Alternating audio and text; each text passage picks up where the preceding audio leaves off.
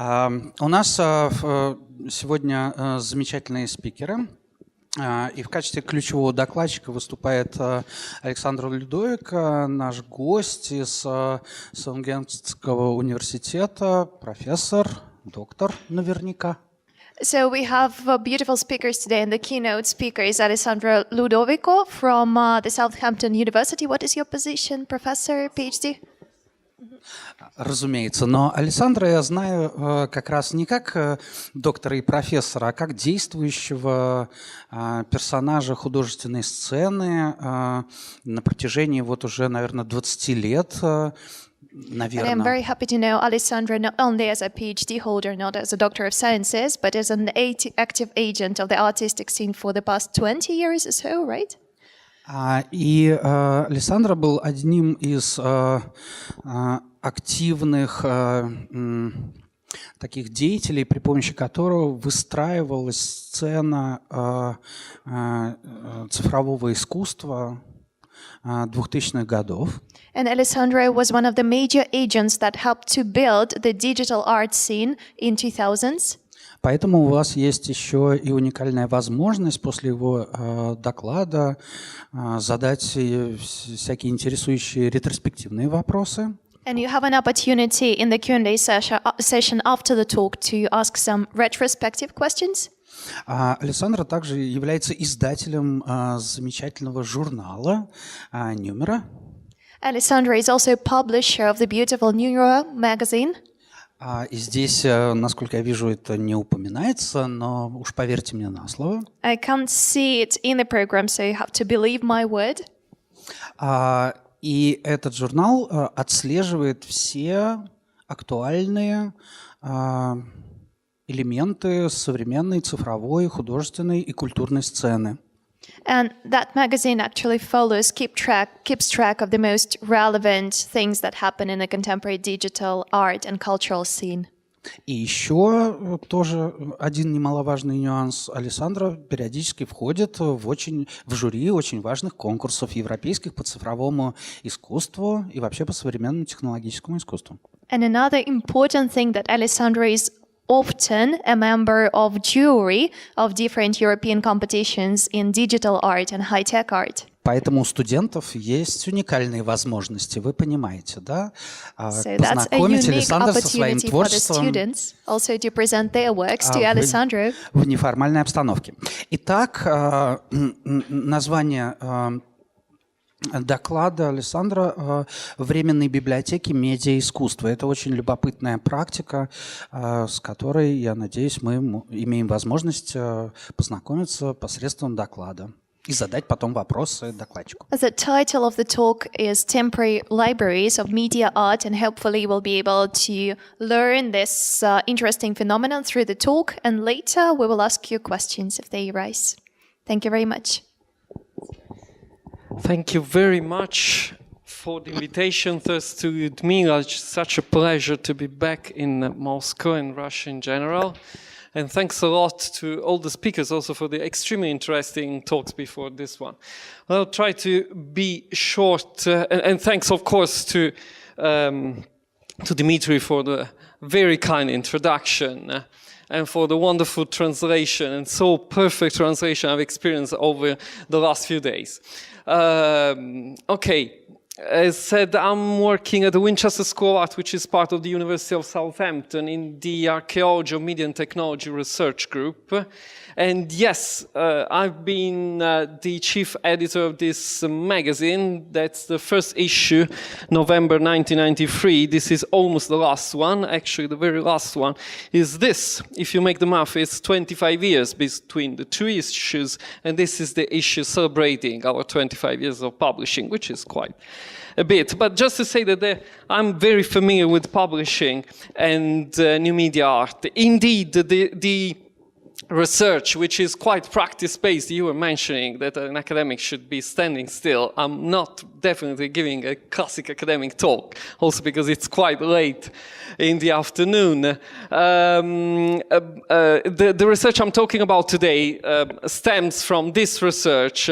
It's a book called Post-Digital Print with quite a few translations, and it's about the relationship between digital publishing and the traditional publishing. You can download the English version for free from the postdigitalprint.org. Okay, today I'm talking about these two main concepts. One is the distributed archives, and the other is the temporary library. Both of them are actually stemming from my practice as a publisher, and also trying to establish some archives of media art in a quite specific way. So this is a sentence from Aaron Swartz. Aaron Swartz was a hacker. What he did was a very incredible gesture. He illegally downloaded a few gigabytes of copyrighted papers and academic work, and he started to spread them with no authorization. He was arrested. He did it through an account at the MIT. He did it through the famous JSTOR academic publisher, and he believed strongly in the freedom of information. But also in the person archiving. I will come back to that in a minute. Unfortunately, he was incriminated. He was facing quite a few years, 10 years in prison, and quite, an impossible fee to pay, more than $1 million. And so he committed suicide when he was only 23 years old. But this sentence has remained as one of his most famous. We need to take information wherever it is stored, make our copies and share them with the world. It really speaks about the mission to preserve information and sharing it with those who are interested. And it started to resonate when we started to think about the neuroactivity. 25 years we received a lot of different publications. I'm talking about physical publications about media art. So books, but also catalogs, magazines, zines, all kinds of physical publications. And in a way, for me, they represent what the community, international community of media art, donated to us, gave to us. And in a way, I always thought about the magazine as a kind of public service, generally speaking, it's what culture magazines are. So I started to think, okay, what can I do to give something back to this community that donated this kind of small treasure? As you can see, this is a quick shot from part of the archive. There are around 4,000 publications and counting at the moment. So, there's no chance I can open a library where this archive is, which is in the southeast of Italy. I'm not going to tell a lot about it, but it's mainly because of bureaucratic problems, political problems. So there's no chance of doing something like that. So I had to be more inventive. And I started to reflect, okay, but physical, digital, how should I reconcile these two different things? And again, I was inspired by another person. He's a philosopher, activist, Marcel Mars from Zagreb in Croatia. He had this, for me, visionary sentence: when everyone is a librarian, then library is everywhere. And he's an activist like Aaron Swartz in pushing you to make your personal copies. In a way, we are all archivists, we are all librarians now, we are accumulating PDF files and data on our hard drives. But what he was mentioning is that there's a presence when it's about digital, when everyone starts to take care about a specific chunk of knowledge, then the library, the concept of library can be spread and can break the walls that traditionally a library has. And he came up with one word which particularly was striking for me, which is the custodian. So we all become a kind of custodian, or we can even engage with this kind of mission in order to preserve this culture, to commit to preserve it for the future. Okay, and a last quote. This is from Jacques Derrida. He talked a lot about the dematerialization of culture, and he also was pointing out something crucial in the relationship between dematerialized cultures, so digital and physical, saying that dematerializing is a very deceptive word. He said that when you digitize something, it changes its inner qualities, and I totally agree with him. So I'm personally not very favorable about having the availability of billions of books digitally, because I think it's quite confusing in the end. We need only few ones, but I mean much less, that are the ones that we really want to read, not necessarily having access to everything indiscriminately. That's when I went back to my archive and said, okay, what can I do with this then, again, to give something back to the community that gives us such an amount of publication. And it's a very focused archive, because they are all about media art in a way or another. There's sound art, there's activists using technologies, publications, but it's all about new media art. We can fairly say that. So I started to think, okay, there's one thing that we would, there's one thing to think for a moment about, that NeuroArchive is not the only one. There are quite a few other small institutions who have accumulated similar kind of archives. And I started to think, okay, it's similar to what has happened in other culture fields. I personally had a radio show more than 15 years ago in a local activist radio station, and the guy next to me was playing hardcore punk, completely different from us. You can imagine we were playing electronic music. But he has this problem. He has the best possible collection of Italian hardcore punk. And I'm not talking about the records, but especially about the publications. And he was saying, okay, I have this treasure at home. What can I do to share it with the community, national and international? We were sharing the same problem. So I started to think, okay, there are these small galaxies, these small archipelagos of small cultural institutions with archives, which are not represented, not even in the official libraries. What can we do? So I started to think, okay, the first thing to do is to publish the catalog of what we have. So to officially state, okay, this is the archive, and what we have is this, basically publishing online the list of everything that we have. It sounds like a trivial move, and actually it's not. Let me skip these considerations. I will let you know later about it. It's not because this is the NeuroArchive, indeed. The moment you publish the list and you publish it in an official way, like a small institution, you are actually saying, we are taking care of it. This is what we have, and we are going to take care of it. And I started to think, okay, but how we can do this specifically? We just start to publish the list. We commission the graphic user interface, and we are adding just the bibliographical details, so author, publisher, etc., but also, and this is very important, the content index.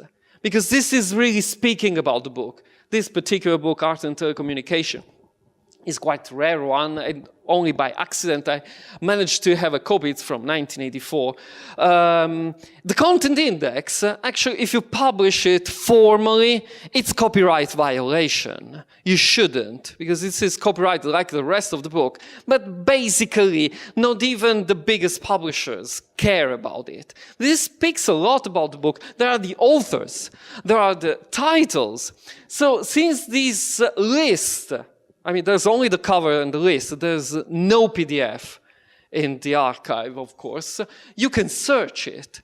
What does it mean? It means that you can search an artist and see in which catalogs it is in, so consequentially in which exhibitions he took part, or a critic, an art critic, and see where are his texts in that specific selection. At the moment, we reached 1,500 indexed publications.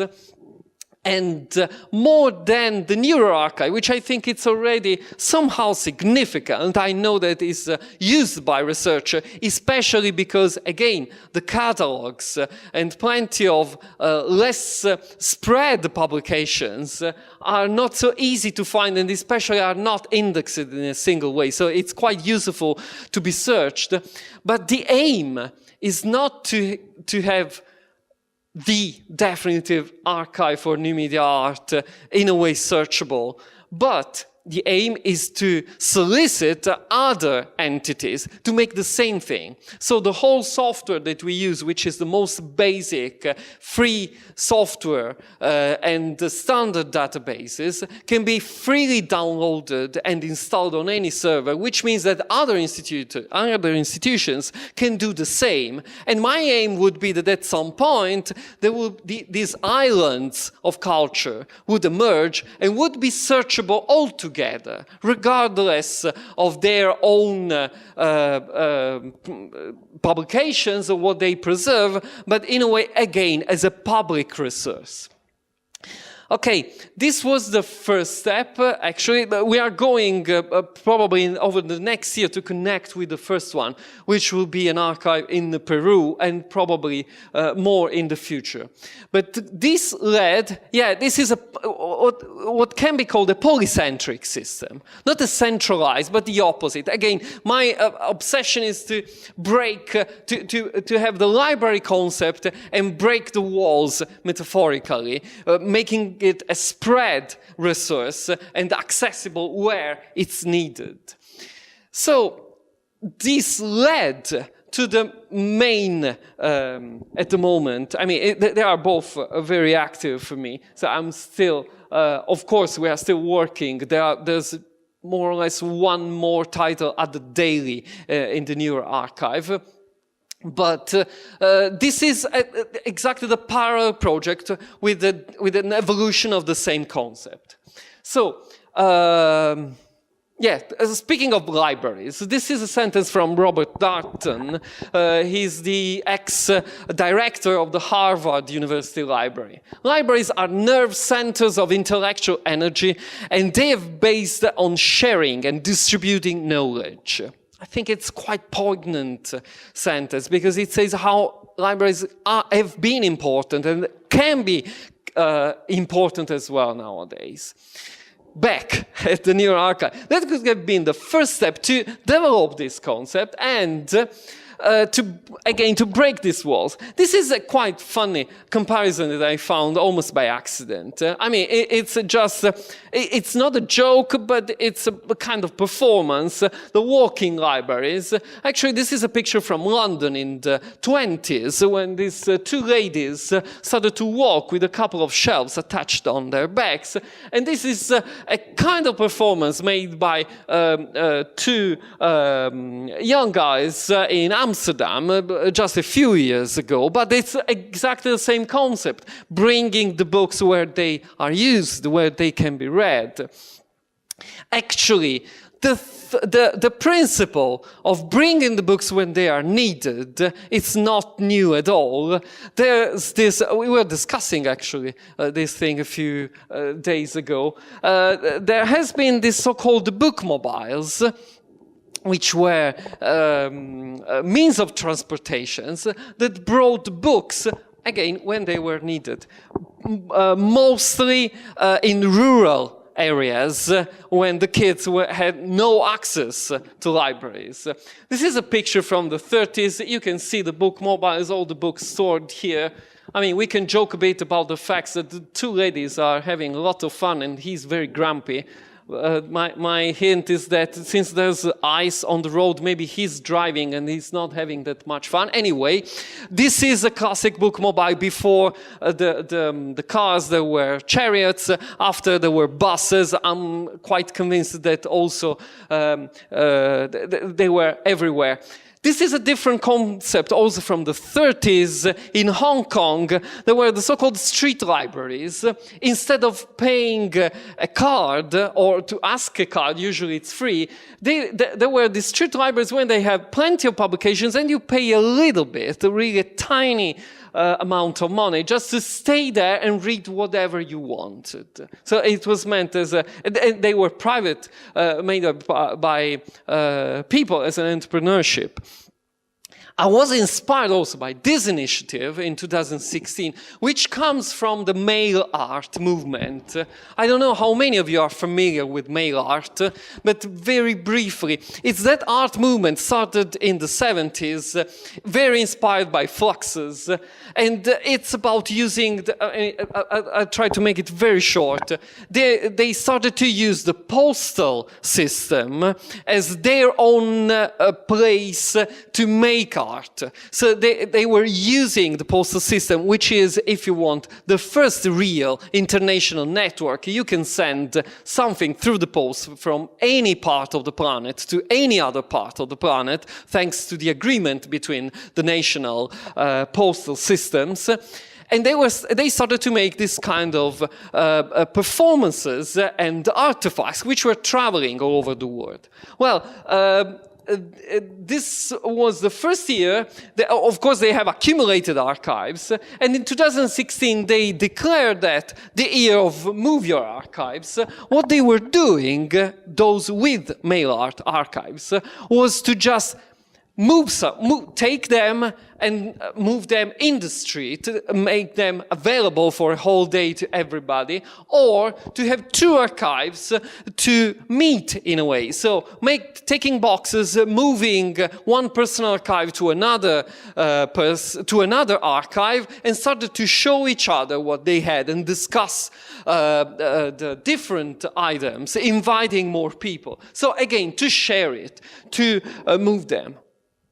Then there are a couple of initiatives, again quite recent, that try to define as liminal librarianship, that were also quite inspiring for the temporary library. One is quite common, as I learned from the press, is that in Ankara in Turkey, garbage collectors started to accumulate the books that they found in trash.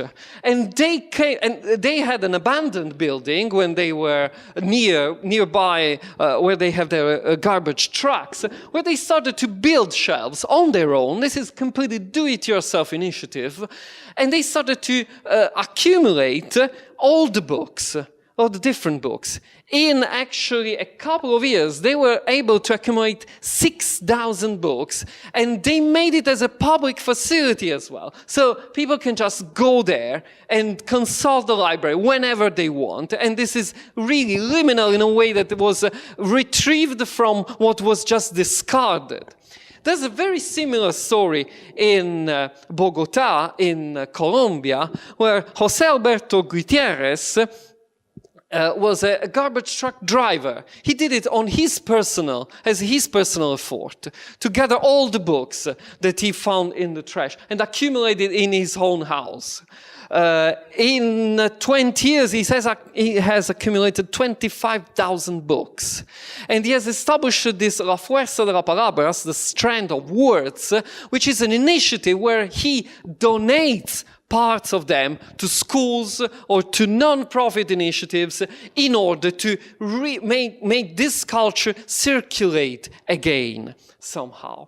So this liminal librarianship started to resonate to the concept of temporary library. So what I'm doing now, beyond the distributed archives and the rest, is to make these temporary libraries when there's an opportunity. The first opportunity I had was 2 years ago at the Transmediale Festival in Berlin. It's one of the major media art festivals in the world. They were celebrating 30 years of the festival.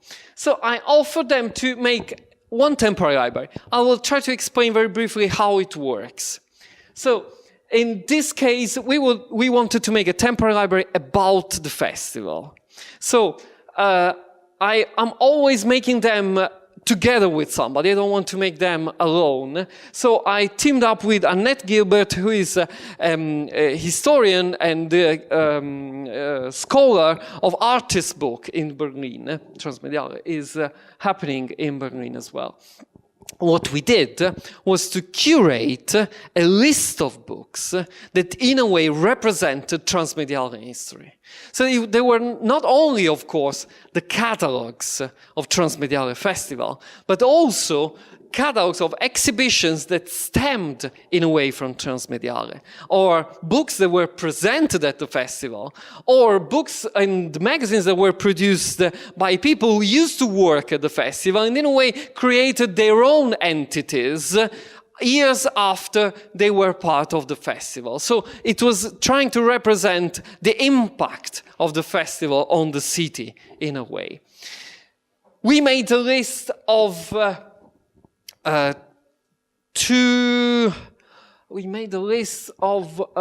200 books. And this is a project that has usually zero budget. So we made the list, we agreed on the list, and then we started asking for donations of one copy of the books and magazines that we selected. Surprisingly enough, this was the first test, out of 200 requests, we received physically 170, so almost all of them. Then the next step is to make them available during the festival, during, in this case, the 5 days of the festival.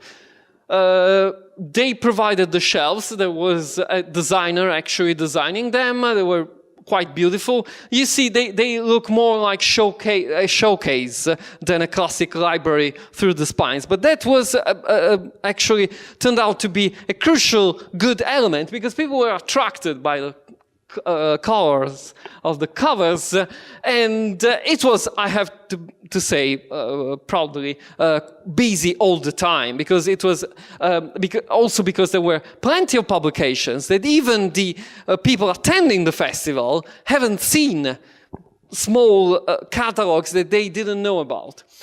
There were also, I asked to have tables and chairs, so people could act like in a library, so they could just sit down and read. Indeed, we also printed a very punkish kind of catalog. So just an A4 with the list of all the books included and who donated them. So that people who could, and that was just obviously for free to take. So if you were interested in one of them, you can ask the donator, which usually was the publisher or the artist or the institution, how can I get a copy of it in order to connect then the producers to the readers. The best moment was actually during the weekend when it started to, the word was spread, was circulating, and we had the students coming. And they were coming and they were just sitting and taking pictures of the pages they were interested in with their mobile phones, in a way using it till the last drop. Okay, but festivals are temporary. Even too much temporary, I would say, because after 5 days it's over. And we accumulated a small selection that we thought was absolutely worth to be kept. And we didn't want to leave it to the festival. So the next step of a temporary library is that after the event, the selection is donated to an institutional, an official library. And that's what we did. We had an agreement with the Universität der Künste, the University of Art in Berlin, and they acquired this temporary library, becoming a resource for them. They were even over-enthusiastic. They even made an exhibition of all these books before starting to cataloging them. The point is that we asked them to catalog them as a special collection. Why? Because, I mean, if it would have been just donated to the institutional, would end to be a temporary one. And we want it to continue to be temporary. Why?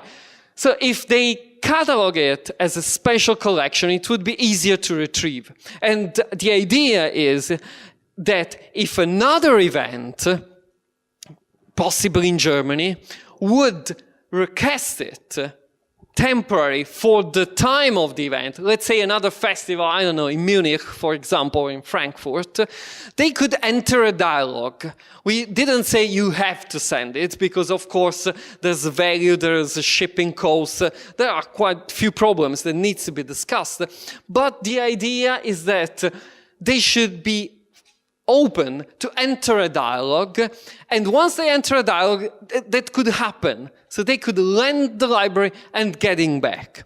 So at the same time, the idea is to first create a stable resource about the topic who is usually mostly overlooked by the official culture and official library system, creating this stable resource from zero budget, and then making it stable on one side, so in a library and reachable, but possibly mobile on the other, temporary, movable on the other, because it can travel to other places where it is needed.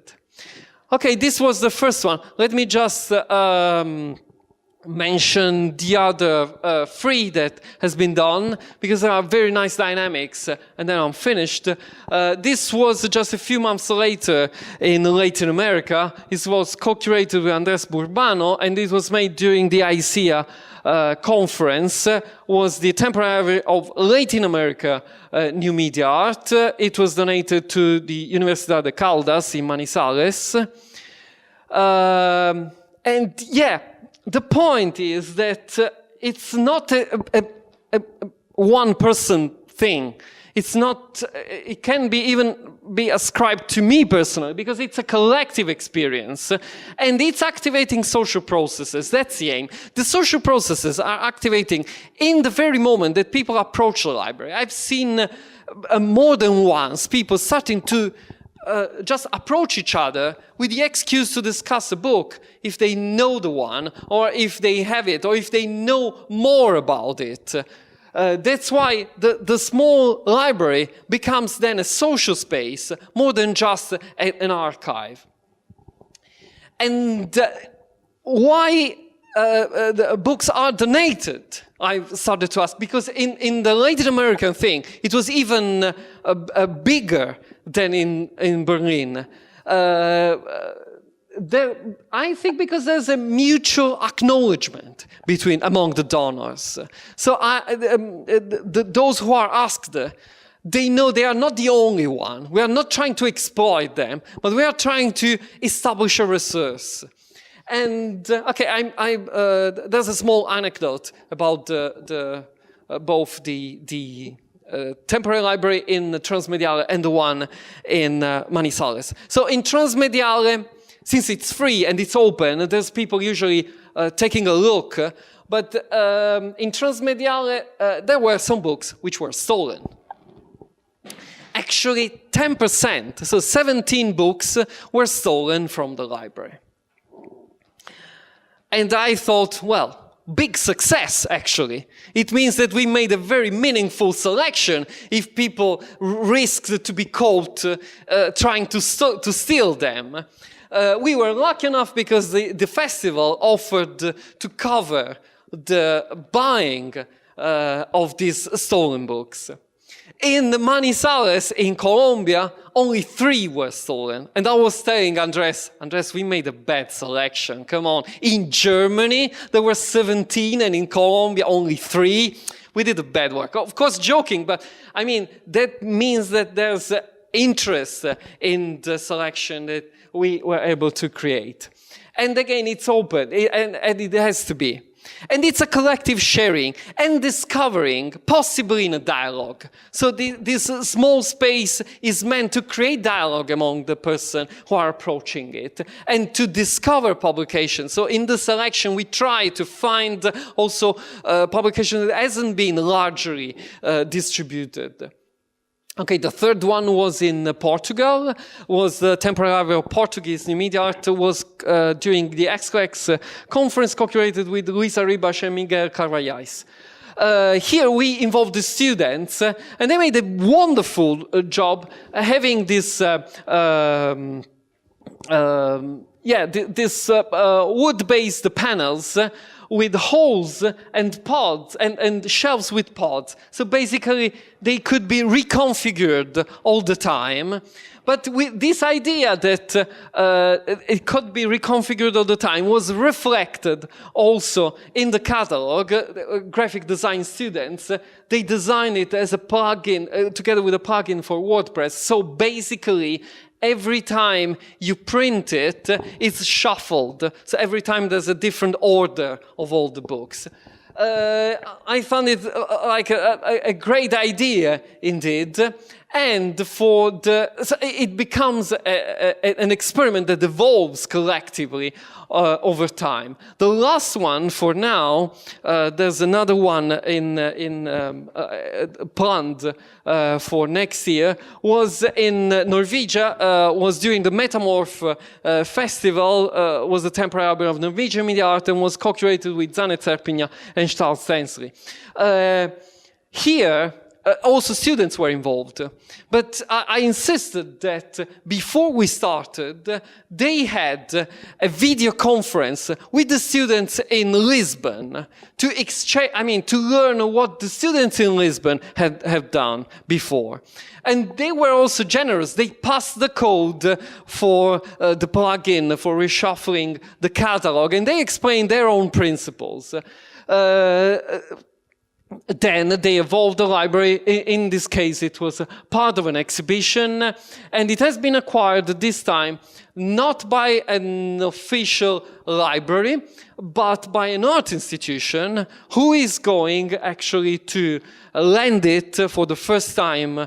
Is a temporary library that really finalizes its mission to be lent again this October for an event in Oslo, and it will be expanded during the event with another call.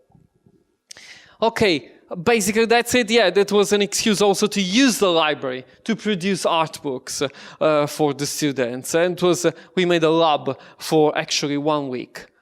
The forthcoming, it will not be April. It has been delayed by almost 6-8 months, but it will be in a row in Wrocław in Poland, and it will be the temporary library of Polish media art. Basically, that's it. Thank you very much.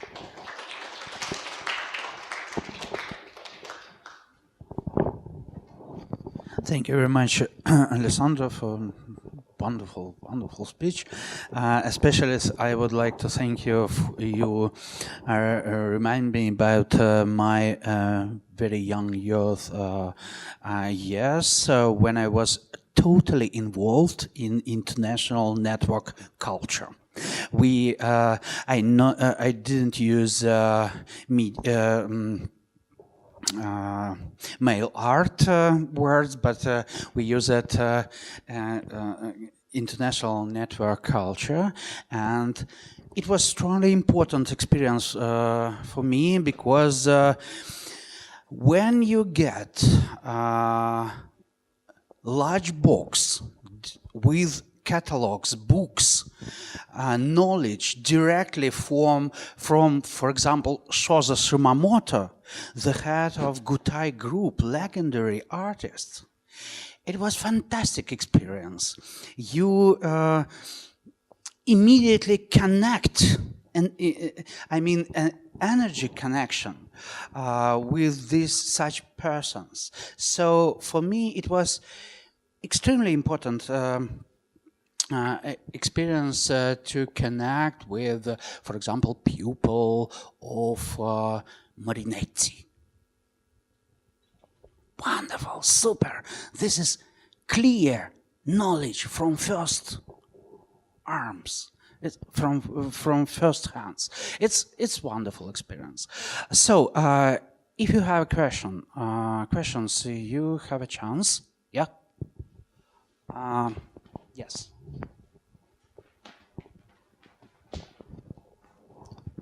Thanks a lot for the presentation. So my question would be about the probably relation of this pop-up exhibitions, a pop-up books exhibition, and curatorial practice, because it feels like more and more curators actually use this as a new way of knowledge production rather than just writing a text for the exhibition. So they create these spaces for reading books and the certain environments where you can engage more with the different multi-narratives rather than one speaker's voice. So my question would be about this experience of yours and a similar one of how such pop-up exhibitions of books in different spaces actually affect the physical space and change it, so sort of intervention in very different galleries or bigger libraries or actually streets. So thanks. Yeah, actually, I've noticed quite a few. There are also artists playing with it, and I think the main fascination is about the physicality and the physical presence of the books condensed in a small space. But the point, I mean, curators do it with exhibitions because it's another expansion of the exhibition itself. Artists do it as a kind of proof of concept, making a small selection. But the whole key point is the selection, actually. And it's crucial because the selection speaks, I mean, it's as the curator's selection of the artworks speaks about which were your intentions, which were how deep you could go in that specific topic, what you were able to discover as well. So curating the selection is crucial. That's also why I always try to do it with somebody else, because of course I don't have the expertise, and I don't even want to have the deep expertise of different territories. But in the dialogue that we establish, sometimes there's something they don't know, and there's usually a lot I don't know. So there's this dialogue that we start to engage with. This is on our level. Then there's the people involved. So the other level is that we ask. So it's not that we have the budget and we buy the books. So we ask people to donate, and we don't ask only publishers, but also artists, also small institutions. So for example, for the Latin American media art, something incredible for me happened, which was that the conference was in Colombia. And you know, Latin America is huge, and the postal system is absolutely unreliable or very expensive. If you ship a book from Buenos Aires to Bogota, it goes to Miami with a courier, it goes to Miami and then back to America, to Latin America, to Bogota.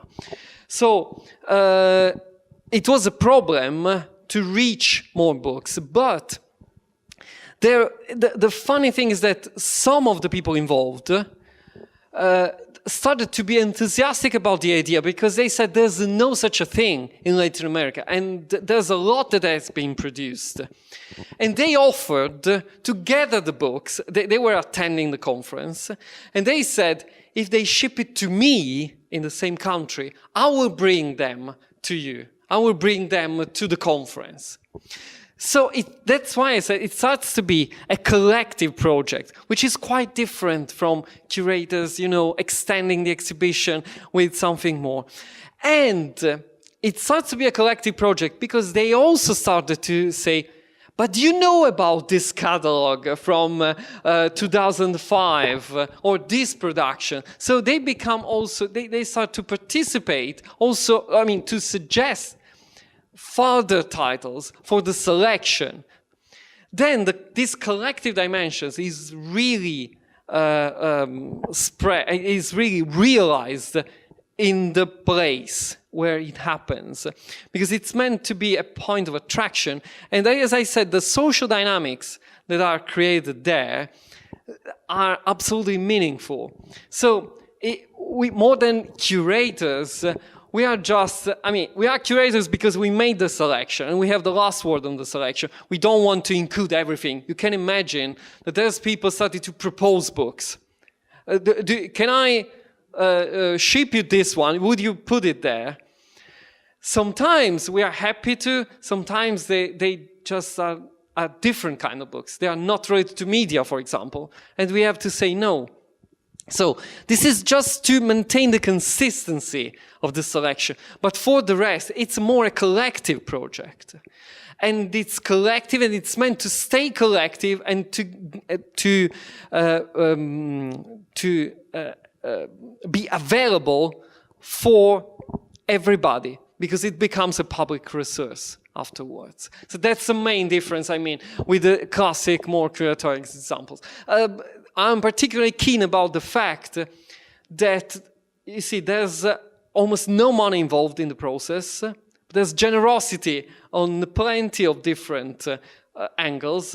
I don't want at all to self-aggrandize myself, but I don't want even to be paid for this work, because I'm already paid by my university as part of my research. So I really want to create something, again, to give back to the community that supported the magazine for such a long time, in a way that it can be experienced by them. It's different, you see, from the classic pop-up efforts, which usually last a short amount of time and then you don't even know where they end. It would be nice if this practice of making them more stable would become common practice, actually. Any questions? I think it's a very a wonderful project and a real effort to make collective activity, to something collective happen. But what is the relations between your journal, the journal that you publish? Is there any relationship? With Neural? Yes. Yeah, well, the distributed archive and the temporary library are kind of in parallel. So, of course, they are benefiting each other, because I can learn about more publications through the temporary library that can be donated also for the Neural archive. For the magazine, in a way, we have this website, which is the Neural archive, which is supporting, as a presence, the magazine as well. And with the new graphic design, we have monothematic issues. And on the inner cover, the left inner cover, we publish a selection from the archive of publications that are connected with the topic that we discuss in the magazine. So it's all related in a way, because it's the same scene.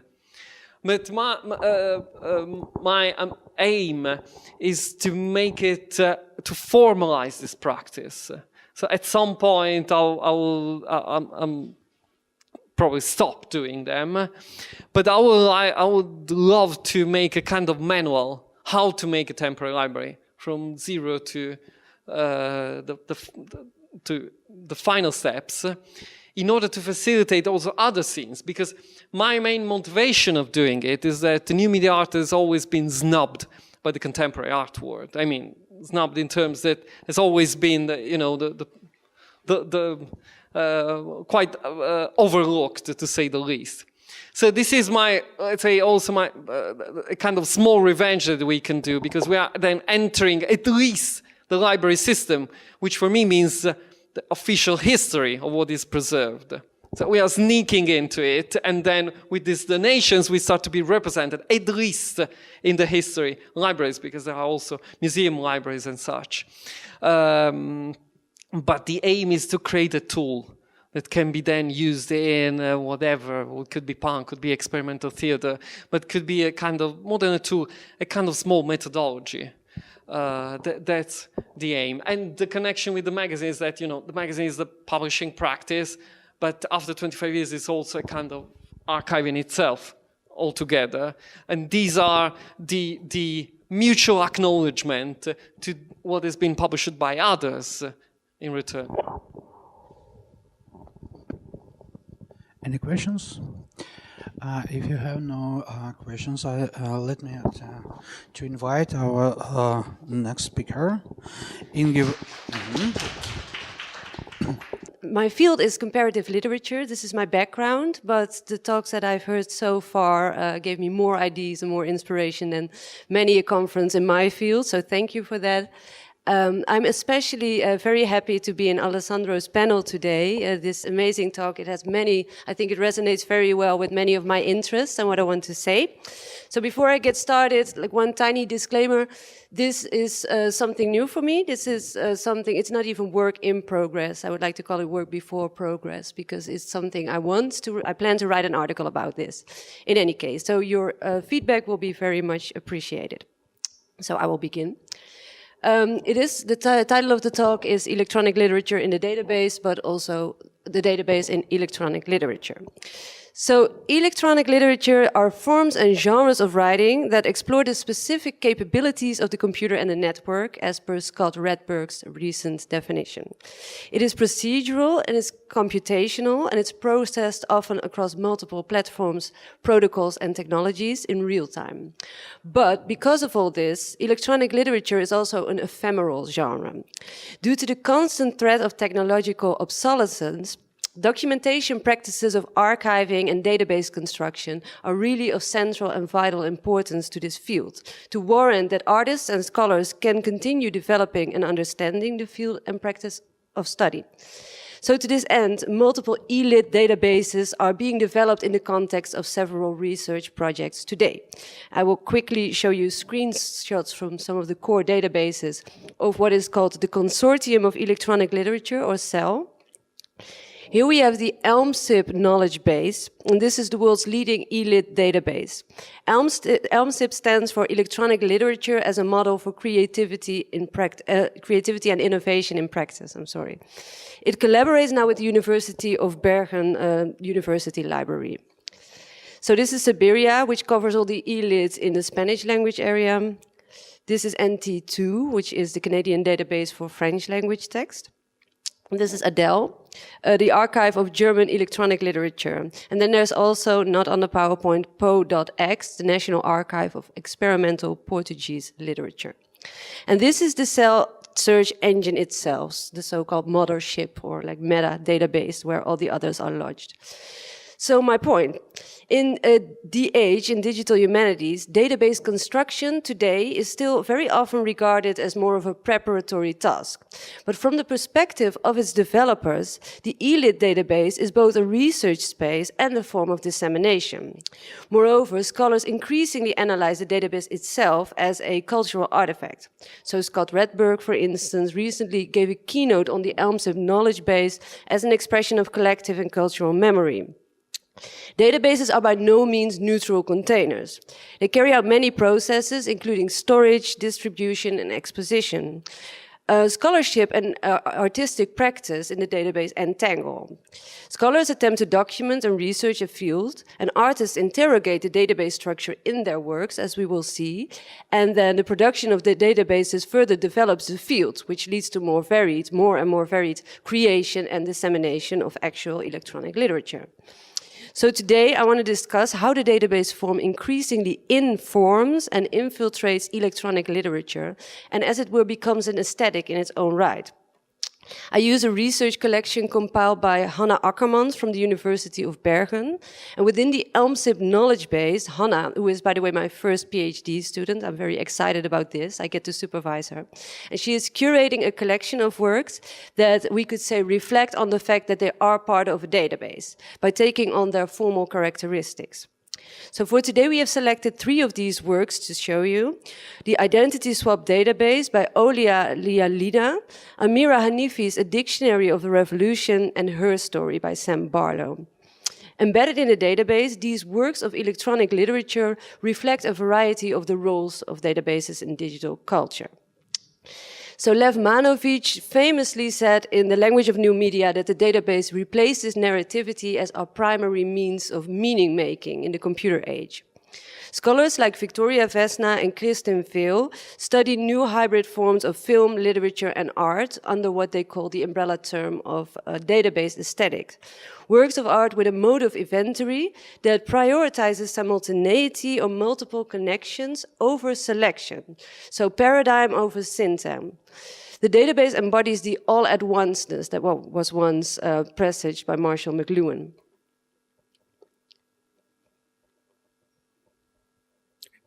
So let's take a look at our first example. The identity swap database was created by net artists Olia Lialina and Heath Bunting in 1999.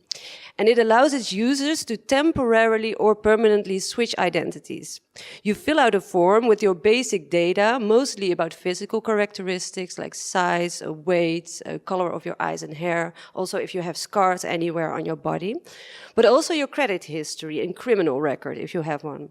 So you enter an anonymous email address and you upload a photograph of yourself, and these are then mixed and matched with other people that share similar characteristics to create new identities and confuse the users. So the identity swap database plays with the interchangeable commodity status of personal information on the web. It shows us how humans are increasingly perceived as data, and that the seemingly innocent game of identity tourism on the internet is hazardous. The work raises issues not only of identity, but also of security and control. These issues are faced by research groups in the curation of ELIT databases as we speak. So last summer there was an author who contacted the ELMSIP knowledge base upset because she was listed in the database as male. And her information turned out to be entered before her transition from male to female and had not been updated since. So naturally this error was corrected and she got a contributor's account to kind of take it under her own control. But the knowledge base consists of over 12,000 records of different entities to do with electronic literature, over 3,500 of which are author records, so humans. And mistakes do happen, of course, even though there's a number of editors who sift through this material regularly and then approve and revise records. It is human to err. So incorrect data can still be used in statistical analysis. And then the solution to this problem is often to add more categories of identity to databases, which forces us to produce even more data about ourselves. And this might be recognizable for some of you, that the lists keep getting longer if you want to determine, for instance, your sexuality, and you have to think for yourself, why do people need to know about this? So anyway, the identity swap database kind of foreshadowed such issues and imagines a provocative escape from the storage, quantification, and cross-referencing and dissemination of personal data beyond our own express consent. So it creates new owners for our confidential data, without a traceable relation to the original architect. It constitutes a powerful gesture of disconnectivity, which has been defined by Pepita Hesselbert as, and I have to read from there because here it's too small, the tendency toward voluntary psychic, socio-economic and or political withdrawal from mediated forms of connectivity. So the idea of disconnecting is currently gaining traction as a form of media resistance under the influence of neoliberal reform. In sum, this first case takes on the form of the database with as its goal to critique identity politics, but also surveillance. And our second case has a completely different goal, which we might sum up as commemoration. American-Egyptian writer and artist Amira Hanafi says of her project, A Dictionary of the Revolution, that it makes space for viewpoints that are no longer represented in the media or the Egyptian public spheres. And she conceived of this project in the wake of the uprising of 2011 from a desire to capture the voices of normal Egyptians in these 2 years when public political speech and debate was suddenly very commonplace in the public spaces of Egypt. A precarious moment that parallels the ephemerality of ELIT as a whole. Freedom of expression is again being threatened in Egypt by successive regimes, as evidenced by the arrest of journalists since then. So the dictionary sought to capture this specific moment for posterity. And by the way, it was awarded with the 2018 New Media Writing Prize. So Hanafi came up with this idea to construct vocabulary cards for about 160 words that were often heard in colloquial Egyptian after the uprisings. This period of political upheaval was marked by a transformation in the linguistic sphere. New terms and phrases were introduced to keep up with the rapidly changing political climate. Words like balatazia, which means thugs, tamarot, which means rebel, and aldafla alamigua, meaning deep state. And she put these on all these cue cards, and she used them to provoke discussion in all kinds of face-to-face interviews throughout 6 different governorates in Egypt in 2014. Around 200 participants described what the words meant to them, where they heard them, for instance, for the first time, in what context, as well as how their meanings might have changed since the revolution. And then Hanafi weaved them into what she calls national dialogues around each of these terms in the lexicon. And she further integrated transcription of these conversations into an archive that is now online. On the opening page that you see here, you find this comprehensive diagram of the relationships between all the different terms, and this acts as an index to the website. So this is what an entry looks like when you click on it, and the edited audio recordings of all the interviews have been published one by one on the dictionary's SoundCloud. So open to the public, the dictionary archive can now be used for research or just exist for posterity, not to go to waste. So much like databases of e-lit protect this ephemeral genre from disappearing, this work functions as a memorial and to warrant preservation of a precarious mode of speech. So the third and last case, again, is completely different. This is Her Story by Sam Barlow from 2016. And it is an interactive movie game for Windows, iOS, Mac, and Android.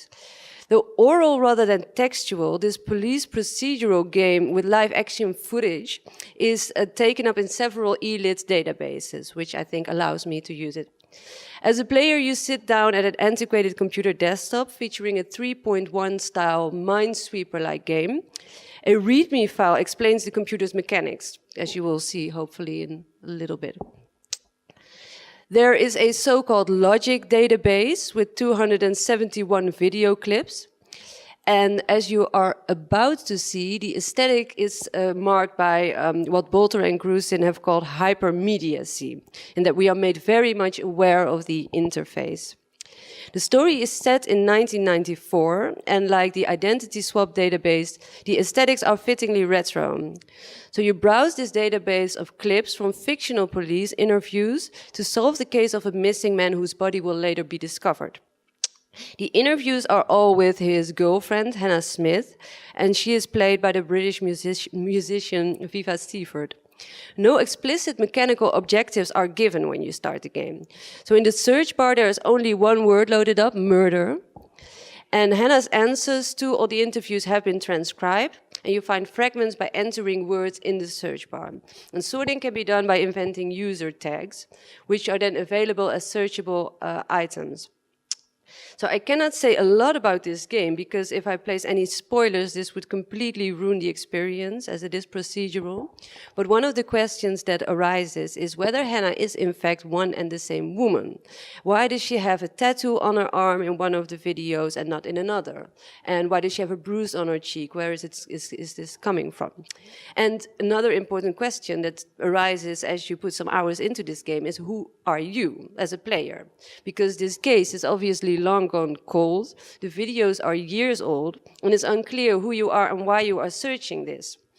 So every now and then there are moments of great intensity, and she's a great actress as well. So when she has these very dramatic moments in the interviews, you have this experience where the lights flicker a little bit, and this provides a glimpse of your face looking in the old CRT monitor. So you get this hint that it is in fact very important who you are, but no solution.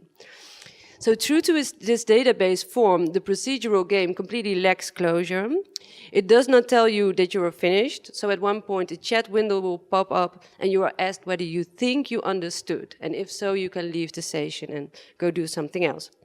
In any case, it becomes clear that the role of stories in the plural is especially important in this database text. But this is a form of storytelling that hinges on gaps, omissions, negative space, as its creators have also pointed out. It is about framing and shifting perspectives. Her story is about inference, listening, understanding, and empathic identification. So you're confronted with your own assumptions and your own frames of mind as well during your research record. When I all too readily hypothesized that someone might have been having an affair, Hannah reproached me and she said, "You're reaching here. Why are you so obsessed with sex and affairs?" Her story is not interactive in the collaboratory sense of Dictionary of a Revolution or some of the libraries that we have been hearing about. It is more dialogic. It asks you foremost to pay attention. You train empathic engagement as you imagine these women's motivations. The database form again is social, but I think more than the other two examples, it is social as an exercise of the imagination. We didn't get to any of the clips yet, right? Yeah, this is taking forever. I should have recorded my own. I cannot skip it, maybe later. So works like these shed light on the role that databases play in the field of electronic literature, as storage of information, as platforms for dissemination, as artistic artifacts, and as methodological tools for critical thinking about the construction of the field itself. So here we saw at least 3 functions of databases that are amplified in electronic literature: reflection on online appropriation of identity and data use, commemoration or preservation, and an exercise in empathy. So for further research, Hannah and I, so not the Hannah in the game, this is confusing, but Hannah, the PhD student, we seek to develop something like a database criticism to function along the lines of what Geert Loving calls internet criticism as a parallel to literary and theater criticism. So database criticism implies readership and aesthetic judgment and approaches the database as a cultural artifact. So how does one read databases hermeneutically? By emphasizing the acts of reading, studying, and evaluating databases, we transcend the idea of them as only being a methodological tool or a preparatory task. And this allows for a more inclusive vision of the importance and multifarious functions of publicly available databases in the field. Thank you very much. Thank you very much, Inge. Do you have questions in regards to Inge's report?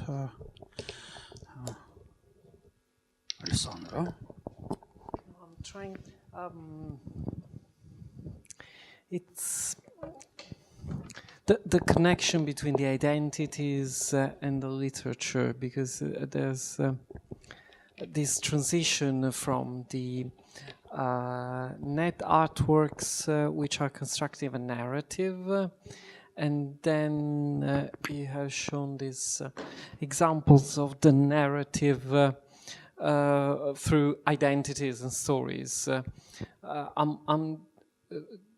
I'm just wondering if then the database is a thin red line that connects all of them, or if there's something more in that. That's a very interesting question. I wasn't so far, but I could maybe think of something else. The role of narrative in all 3, I think, is very important, but completely differently configured. So, and electronic literature, of course, is a very broad container term, in fact, and I think I'm holding on to an institutional definition here by just looking at works that are in electronic literature databases and then saying that that makes them electronic literature. And this, in fact, is from a database on electronic literature that has database aesthetics elements. So I think the differences are way more apparent, as you say, than the red thread. The last one, I think, is narrative in a sense that it is literally a database of narratives. And I think that is very paradigmatic for a lot of new media art that we see today, where I think narrative has just as an important a role to play as before, only in a much more fragmented sense, where it's maybe not the overarching structure anymore, not the meta structure, but it is of the utmost importance here, I think. But the last one is the videos are fictional, aren't they? Yes. instead the stories, if I remember correctly, in the Arabic, the spring, Arabic spring, are personal stories. They are based on personal stories, and then there's some kind of imaginative national narrative created around them. So there it's a bit more complex, I would say. This is completely fictional, the last one. Yeah, I haven't really, in my selection of possible works that I find interesting, I haven't really looked into this fiction versus non-fiction binary so much because... Yeah, no, I didn't want to point out that, I mean, I didn't want to bring a binary perspective, possibly the opposite. I mean, trying to understand that also there's an interesting aspect for me, which is, especially when it comes to digital, so how much you can trust the database as an entity. Because I mean, the work by Irrational, by Heath Bunting and Olga Lerina was one of the first questioning, I mean, using a database to fabricate an identity which can be questionable. The work on the Arab Spring database is in a way providing a further elaboration on plain stories, and the third one is a constructed one. And I'm thinking about databases of personal stories through videos, some of them made as an archive and some of them made by artists as a fictional one. So there's this open question about how much you trust, in a way, the database, not knowing who did it, especially when it's a person speaking, so you can have a very, or a classic narrative, so you find a very human quality there somehow. Yeah, that's very helpful, thank you. These are definitely points I want to consider for a possible piece of writing about this. I think what you are saying also implies that the critique that one of the works would deliver on database form actually kind of emanates to the other works as well, which are kind of leaning on this function of being a stable way to preserve or to transmit some form of truthfulness in a sense. So yeah, I definitely have to take that into account. Yeah, there's a work I'm confident with because it was done by Paul Cheer, an artist I worked with, which is called The Big Plot. And he made a whole story which was spread on different social media, but well before Facebook was so popular. So it was spread on MySpace and other social media, I think even the beginning of Facebook. And he hired actors to put videos, and in a way you subscribed to know what's going on. But he also made some actions in reality, like graffiti in the street, which were part of this story. There were accidents provoked by what he was doing, which were also part of the story, were all integrated. And curiously, some of the things he did, I mean, some parts of this story can resonate directly in terms of names and configuration, like the concept of erasure, in what is going on now. I mean, that's again about this relationship, about the narrative, how can you trust it and how it resonates with reality. Yeah, that's very interesting. And I think this is kind of the point that we would like to make in the future. Maybe we have a very well developed apparatus when it comes to narrative analysis, when you know all these different nuances and you know how to, you have a toolkit for that. And I think we need to develop our ways of talking about databases, maybe in a way that will also ask what work is the database doing here. And in this regard, you give some very interesting examples of this, this tension. I think you cannot take it for granted as one, either one of all these functions and even more. So thank you.